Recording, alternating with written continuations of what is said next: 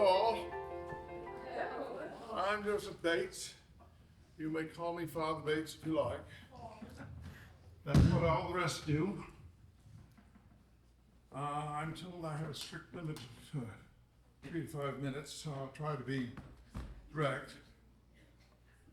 I was born in Massachusetts in 1792, so I was a generation older than all these other people, practically. That's why they called me Father Bates. I grew up in New Bedford, what was then New Bedford, Massachusetts, which was probably the whaling capital of the entire world. Boats came and left every day. We'd be gone for voyages to get whales and whale oil. They'd return. My father was a shopkeeper. He didn't think much of the sea, but I saw all those ships coming and going, and I wanted to be on one. I wanted to be at sea. Well, I was never one to do things halfway, as you'll discover. And he knew that sooner or later I would go to sea. He could either help me or he could try to stop me. But he arranged with a friend of his who was a sea captain to take me on a ship that was transporting grain to England. And he figured that one trip would be enough for me. It was a rather dangerous time. The British and the French were at war for 30 or 40 years. Their navies were there. They had privateers, which were essentially pirates, but they were sponsored by either one country or the other. They could stop any ship and steal what was on it. And then there were real pirates who might well kill you as well. But I was young. I was in my teen years, and I knew nothing like that would happen to me. At 15, I became a cabin boy on that ship that took me to England. And on the voyage, one day we had this problem. There was a shark following the boat. And he was very close to the boat, and we didn't think that was a good idea. We kept trying to scare him away, and anyway, while they're doing it, I thought, this is a good time to go up to the crow's nest, to the very top of the mainmast. So I went up there to see what I could see. Good deal, good distance anyway. And as I was coming down, I lost my footing. The ship listed sharply at starboard, and I fell all the way into the sea. That, upset me a little bit. And they threw a rope to me, and they pulled me to the side of the ship and finally up. And I thought very little of it until one of them said, "It's a good thing the shark decided to swim on the other side of the boat." That got my attention. But I loved the sea. Even though, as I said, the British and French were at war with one another, and we stopped at England to deliver the grain. I was there. I hoped to be there for a few days. I was there for 8 years total. The British were claiming that a lot of American seamen were actually British, and they were impressed with the British Navy, and I served in 3 or 4 men of war. And eventually, when war broke out in 1812, mind you, by that time I'm about 20 years old, then we were made prisoners and put on a prison ship. We had, as you can tell, I was not one to take things easily or lightly.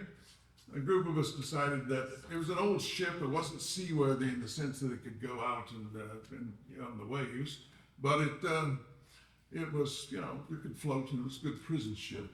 A group of us decided that we would like to spend our time in other places, and so we began to cut a hole in the side of the ship. It was wooden. You cut a hole and you can escape that way. And we did so only at night, and in secret, of course, because the British were not keen on our plan. And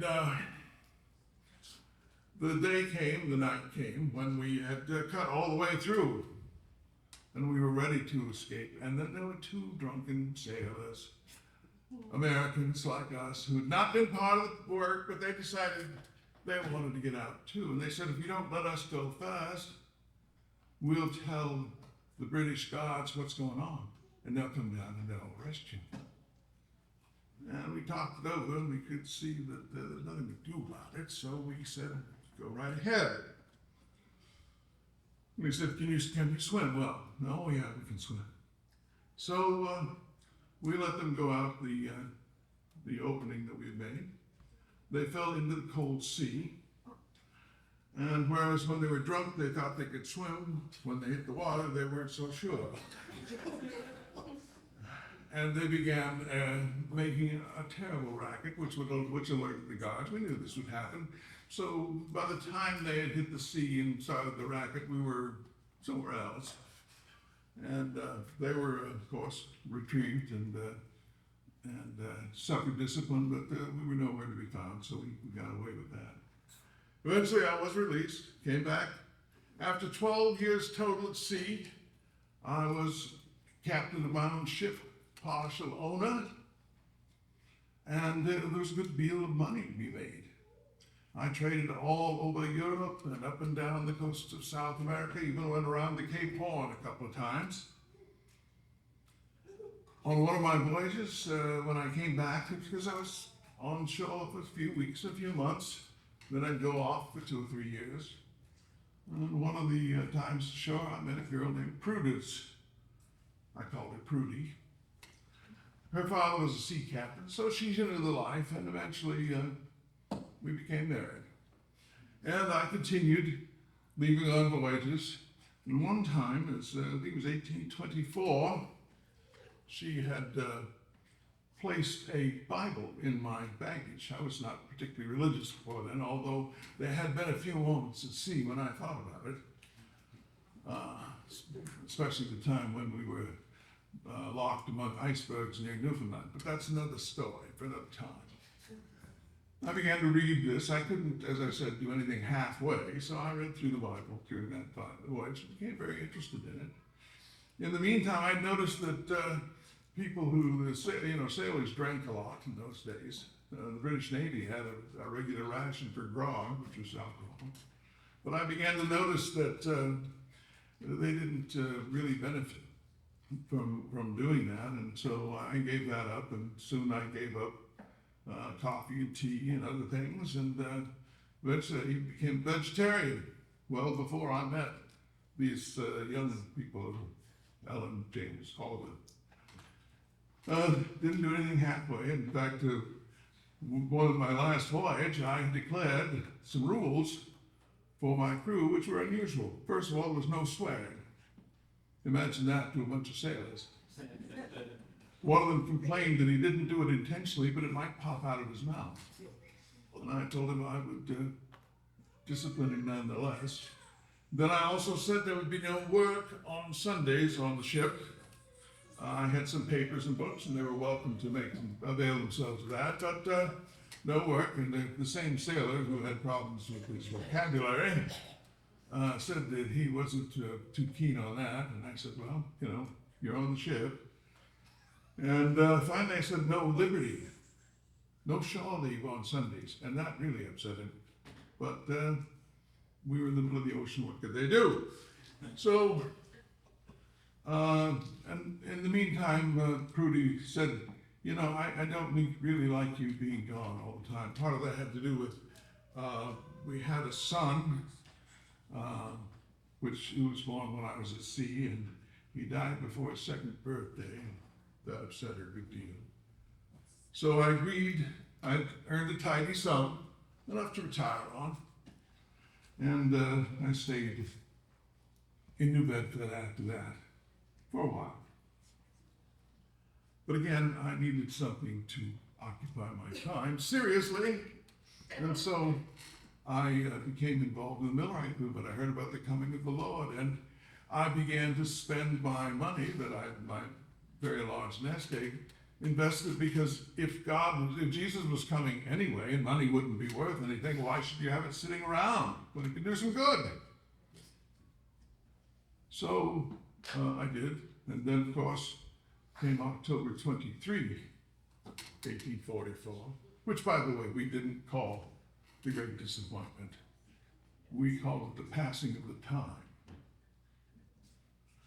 And when the passing time came, of course I didn't have much money left, but I was still believing in the basic idea.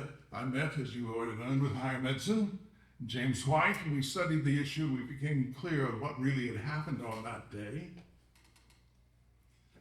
And then I met Mr. Preston, who had written a number of tracts on the Sabbath. I went to his house. It was a 3 days journey away, and I got there at 10 p.m., but he let me in anyway, and we stayed up all night talking about the Sabbath. And as you can guess, not doing things halfway, I became a champion of the Sabbath. In fact, I had given so much money, we didn't have much left. One day, Prudy came to me and said, I need 4 pounds of flour and some other supplies. Would you please go to the store and get them? I didn't tell her I had 1 coin left, which was worth about 12.5 cents. So I went to the store and I was able to get 4 pounds of flour. And I brought it home, and she said, what about the rest of it? I said, well, I'm out of money. We'd have nothing. I hadn't told her. She tended to worry about these things. And she said, we have no money. What are you going to do? And I said, I'm going to write a tract about the Sabbath. Well, what are we going to do for money? I said, the Lord will provide. You always say that, she said. In the meantime, got a messenger from the post office, said that there's a letter for you. So I went to the letter. She was in her room crying. I went to the post office and there was a letter for me, but the problem was it was postage due. I'd spent my last money on flour. So I said, I don't have a penny. And the postmaster said, I know you. You're an honest man. I'll let you take it. No, don't do that. He said, but would you open it for me? And he did. And inside was a note that said, the Lord impressed me that you might need this, and a $10 bill. So I went to the store and ordered a barrel of flour and all of the other things that she might have wanted, and some provisions that we had not been able to have because we didn't have any money. And I told the man who was driving the horse and buggy, the horse and wagon, to take it to her house. I said, bring this and deliver it to her. As the woman there will say it doesn't belong here, but don't pay attention to her. So I got home, and Prudy came and said, you won't believe what happened. And I said, what is it? She said, well, this man came and delivered a barrel of flour and all this other stuff. I told him it was the wrong place, but he wouldn't listen. What happened? And I told her about the letter, and showed her the note, told her about the $10 bill. She went in her room and cried again. Don't no palabra understand women.